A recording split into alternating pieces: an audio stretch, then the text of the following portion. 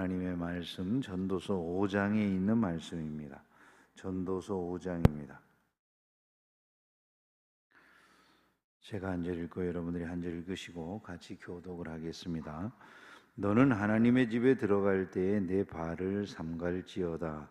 가까이 하여 말씀을 듣는 것이 우매한 자들이 제물 드리는 것보다 나으니 그들은 악을 행하면서도 깨닫지 못함이니라.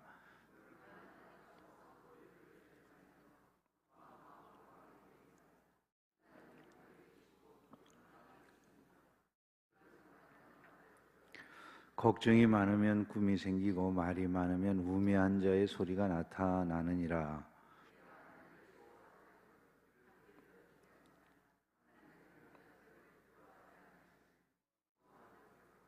서원하고 갚지 아니하는 것보다 서원하지 아니하는 것이 더 나으니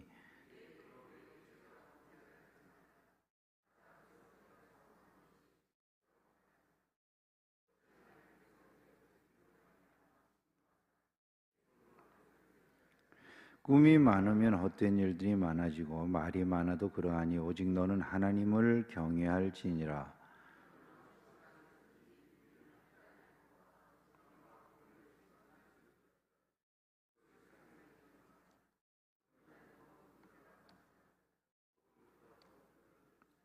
땅의 소산물은 모든 사람을 위하여 있나니 왕도 밭의 소산을 받느니라.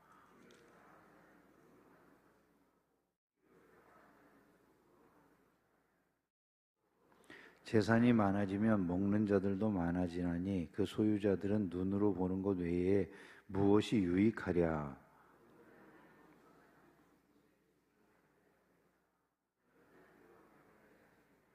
내가 해 아래에서 큰 패단되는 일이 있는 것을 보았나니 곧 소유주가 재물을 자기에게 해가 되도록 소유하는 것이라.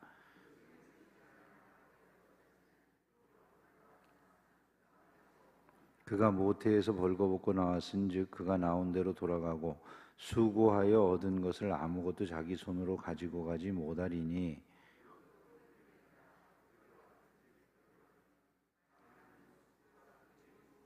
일평생을 어두운 데서 먹으며 많은 근심과 질병과 분노가 그에게 있느니라.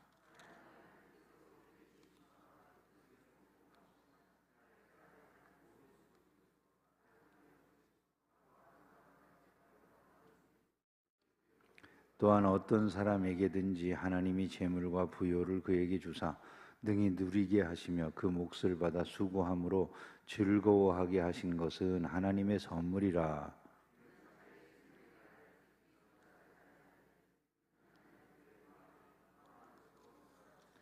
아멘. 할렐루야. 크신 은혜가 오늘도 새벽을 깨우며 기도하시는 여러분의 삶에 충만하게 임하기를 주의 이름으로 축원합니다. 우리가 삶을 살아가면서 늘 하나님을 인식해야 된다. 이게 전도자의 교훈입니다. 하나님 앞에서 살고 있다. 우리가 흔히 코람데오의 삶이라 이렇게 하나님 면전에서 살아가는 삶이라 이런 표현을 많이 하지 않습니까? 하나님 앞에 있다라고 하는 점을 항상 인식을 하라. 1절 말씀을 보면 너는 같이 1절을 읽어볼까요? 너는 하나님의 집에 들어갈 때 내 발을 삼갈지어다. 가까이 하여 말씀을 듣는 것이 우매한 자들이 제물 드리는 것보다 나으니 그들은 악을 행하면서도 깨닫지 못함이니라. 하나님 앞에 있으면서도 진짜 하나님이 나를 다 알고 계시고 보신다는 생각을 못한다는 거죠. 악을 행하면서도 그들이 깨닫지 못해요. 그것을 보고 계시는 분이 있다라고 하는 걸 모르는 그런 행위들이라는 거죠. 결국 하나님의 집에 들어가는 사람이 예배하러 하나님의 집에 들어간다면 마땅히 그가 하는 모든 일을 조심해야 될 것이다. 그것이 바로 발을 삼간다라고 하는 그런 말씀의 내용이 되는 것입니다. 가까이 하여 말씀을 듣는다라고 하는 것은 그냥 단순하게 하나님 말씀을 듣는 행위를 의미하는 건 아니에요. 이것은 듣고 순종하는 이런 자세를 말하는 것이죠. 그러니까 하나님을 경외하는 자세로 하나님 앞에서 행하는 모든 일을 주의해야 되는데 바로 내가 예배하러 나아간다든지 할 때 내 앞에 하나님이 계신다라고 하는 것을 분명히 인식할 줄 아는 것이 중요하다는 이런 말씀이 되겠습니다. 우리가 새벽을 깨우며 하나님의 집에 나와서 예배할 때에도 그저 뭐 습관적으로처럼 아무렇게나 해도 된다는 게 아니라 항상 우리 앞에 하나님이 계신다. 하나님 앞에서 내가 하는 모든 일을 조심해야 된다. 이런 생각이 있어야 된다는 거죠. 우리가 예배를 드린다고 다 똑같은 예배를 드리는 게 아니다. 이런 걸 인식해야 될 필요가 있다는 겁니다. 사실 교회에서 우리가 예배를 드리지만 그냥 다 같이 예배를 드릴까요? 어떤 사람은 억지로 잡혀 나와가지고 부모가 가자고 하니까 애들이 그냥 막 그냥 입은 대빠른 나와가지고 앉아있는 태도부터도 불량하게 앉아있는 경우들이 충분히 있을 수 있잖아요. 그죠? 어른들은 어떨까요? 다 항상 열린 마음으로 하나님 앞에 내가 정말 온전한 예배를 드려야 되겠구나 이런 마음으로 나와서 예배한다라고 말할 수 있겠습니까? 어떤 경우에는 우리의 마음속에 온갖 생각들을 가지고 나와서 예배의 자리에 있다는 거죠. 사람만 보이는 거예요. 사람만.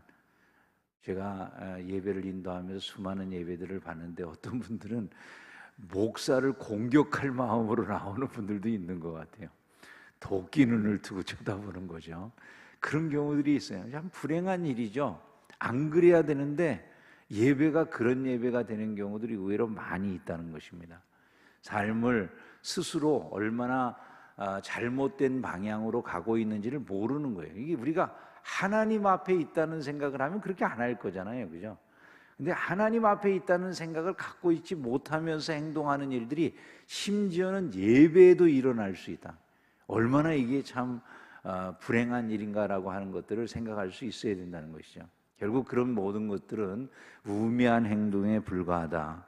날마다 우리가 행하는 모든 일들을 하나님 앞에서 행할 줄 알아야 된다라고 하는 것을 기억을 해야 되겠다는 것이죠.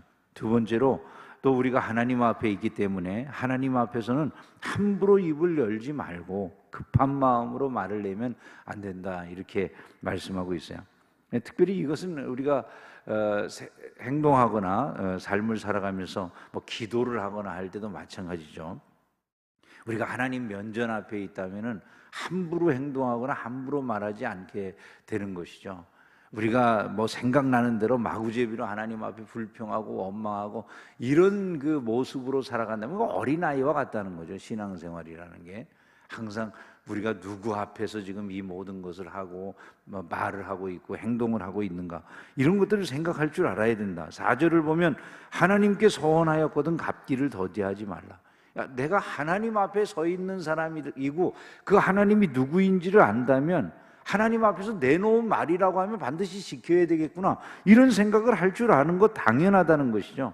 서원하고 갚지 아니하는 것보다 서원하지 아니하는 것이 더 낫다. 우리가 하나님 앞에 있다라고 하는 점을 늘 기억하라라고 하는 이런 말씀이 되는 것이죠. 오늘 하루를 살아가면서 여러분들이 코람데오의 삶을 살아가는 은혜가 있기를 주의 이름으로 축원합니다. 하나님이 내가 말하는 것, 사실 말하는 것 하나까지 다 하나님이 듣고 계시고 알고 계신다. 우리는 그런 것을 생각해 보면 참 부끄러운 게 많은 사람들일 수밖에 없구나 이런 생각하지 않겠습니까? 그러기 때문에 더 조심해야 되는구나. 그럼 조심할 수 있는 사람들은 누군가 그 하나님을 두려움으로 섬길 줄 아는 사람들이라는 거죠. 함부로 말리지 않는 사람들 누구겠어요? 함부로 말한다는 것은 가볍게 여긴다는 거죠. 그죠? 우리가 누구 앞에서 그냥 함부로 행동하고 함부로 말한다. 그럼 그 상대방을 가볍게 여기기 때문에 그러는 것 아니겠습니까? 우리가 어떤 분 앞에 들어가는데 온 매무새도 조심스럽게 단장을 하고 내가 가서 행동하는 것 하나하나도 뭐 두 손을 가지런히 앞에다가 놓고 인사를 해도 그냥 적당하게 이렇게 하고 마는 게 아니라 고개를 숙여서 정중하게 인사를 하고 이렇게 된다면 내가 그 상대방에 대해서 그만큼 조심스럽다라고 하는 걸 몸으로 보여주는 게 되잖아요. 마찬가지라는 것이죠. 우리가 하는 이 모든 것들이 그와 같은 태도들이 있어야 된다. 왜? 하나님 앞에서 우리가 살아가니까. 이것을 성경이 말씀하는 것입니다. 그래서 오늘 말씀 7절에 보니까 꿈이 많으면 헛된 일들이 많아지고 말이 많아도 그러하니 오직 너는 하나님을 경외할지니라 이렇게 말씀했어요. 하나님을 경외하며 살아가는 하루가 되기를 주의 이름으로 축원합니다. 8절과 9절 말씀을 한번 같이 읽어보겠습니다. 너는 어느 지방에서든지 빈민을 학대하는 것과 정의와 공의를 짓밟는 것을 볼지라도 그것을 이상히 여기지 말라. 높은 자는 더 높은 자가 감찰하고 또 그들보다 더 높은 자들도 있음이니라. 땅의 소산물은 모든 사람을 위하여 있나니 왕도 밭의 소산을 받느니라. 이게 무슨 말씀입니까? 우리가 이 세상에 사는 동안에 어려운 사람들이 핍박을 당하고 학대를 당하고 이런 일들이 일어나는데 그것을 갖다가 뭐 우리가 바라볼 때 이상히 여길 일은 아니라는 거죠. 지상에서 사는 동안에 뭐 좀 힘이 있고 뭐 권세 있는 자들이 다른 그 어려운 사람들을 학대하거나 빈민의 것을 빼앗아가거나 이런 일들이 일어날 수 있는데, 문제는 무엇인가 하면 그 사람들에게서 무엇인가를 수탈하는 자들은 생각해야 된다는 거예요. 그들보다 더 높은 자들이 있고 그들보다 더 높은 자들이 있다는 거죠. 맨 위에 가면 누가 있을까요? 세상에서는 왕이 있겠죠, 그죠?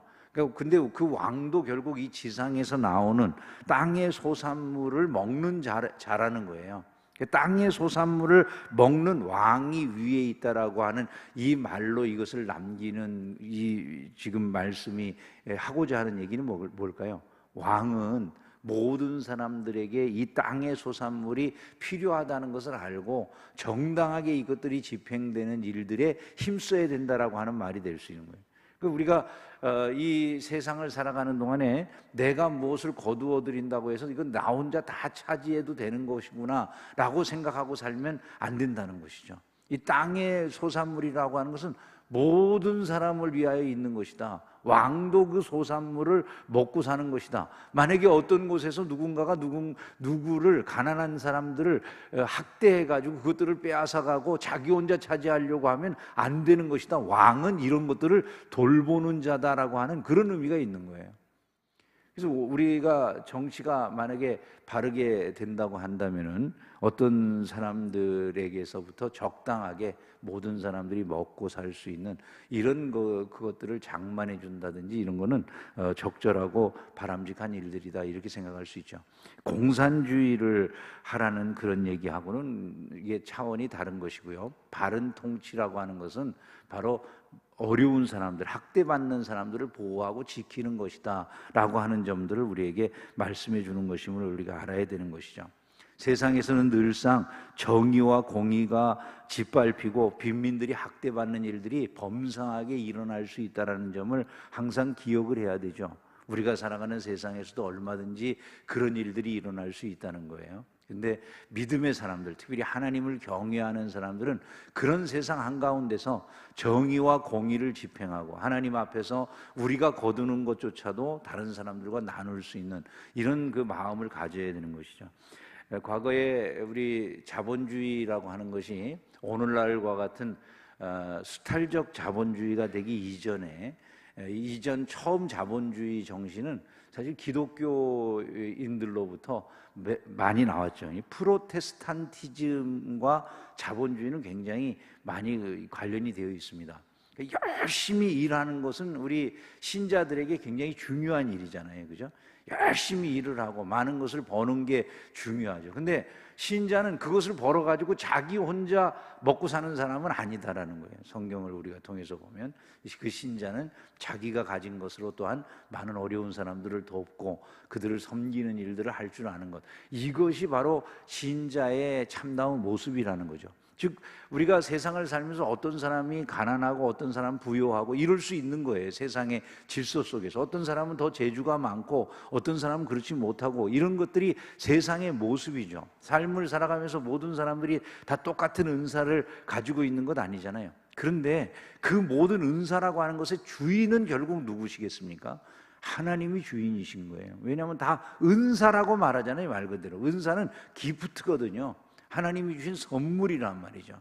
그 선물을 받은 자들이 지상에 사는 동안에 반드시 생각해야 될 게 무엇입니까? 이거 내가 받은 거라는 거죠. 내 위에 주인이 계시는 거잖아요. 그러면 그것을 내가 혼자 가졌기 때문에 다 내 것이다라고 하는 차원에서 누리는 게 아니에요. 분명히 하나님이 나에게 많은 것들을 주시는데 벌 수 있는 능력을 주셨기 때문이다, 이렇게 생각할 수 있는 사람이 그것을 나눌 수 있는 사람이 되는 것이죠. 이것이 초기, 사실은 자본주의의 초기 모습이라고 생각을 해야 되는 것이죠. 그래서 여러분들이 아시다시피 산업사회 초기에 기독교인들은 많은 것을 실제로 벌기도 했고 그것들을 또한 나눌 줄 아는 이런 그 정신을 가지고 있었던 것을 우리는 알아야 되는 것입니다. 뭐 공산주의처럼 국가가 강제적으로 남의 것을 빼앗아 가지고 모두 평등하게 나눈다, 그렇게 하면서 결국 보면 정점에 있는 아주 최고로 정치의 중심에 있는 자들이 지 마음대로 남의 걸 뺏어서 나누어주는, 이게 아니라 각 사람의 마음 속에 하나님의 정신을 품고 자기네들이 자발적으로 사랑해서 하는 이런 것들은 기독교 정신이라고 봐야 되고, 그것이야말로 아름다운 일들이 된다라고 하는 점들을 우리는 생각할 수 있어야 되는 것입니다. 이것이 우리가 세상 속에서 바르게 모든 것을 사용하는 것이구나라고 하는 점을 알아야 되겠죠. 세상 것을 탐하고 세상의 모든 것들이 전부인 것처럼 해 아래에서의 삶을 살아가는 사람에게 만족이 없다는 거예요. 10절 이하에 보면 은을 사랑하는 자는 은으로 만족하지 못하고 풍요를 사랑하는 자는 소득으로 만족하지 아니하나니. 여러분, 아무리 많은 걸 가진다고 그 가진 것으로 만족하는 사람을 보셨어요? 록펠러가 세계적으로 제일 큰 부자였다고 그러는데, 그분에게 아니 이렇게 많은 재산을 가지고 계시는데 당신은 왜 그렇게 돈을 계속 버십니까? 얼마나 더 벌면 될 것 같으세요? 그랬더니 그가 하는 말이 조금만 더 벌면 되겠다고 그렇다고 하지 않습니까? 사람들에게 아무리 많은 것이 있다, 세계에서 제일 많은 것을 소유하고 있다고 만족이 있습니까? 없다는 것이죠. 이 세상을 살아가면서 우리는 그것들이 우리에게 만족을 주는 것이 아니고 결국 하나님 그분 안에서 우리가 누리는 모든 것들에 감사하며 스스로가 만족할 줄 아는 사람이 되는 것이 중요하다. 결국 내게 주신 이 모든 것이 하나님의 은혜임을 알고 그것으로 만족하고 그것을 우리가 세상 속에서 마땅히 쓰여질 바대로 쓸 수 있는 사람이 되는 것, 이것이 가장 복된 삶이라는 것을 잊지 않기를 주님의 이름으로 축원합니다.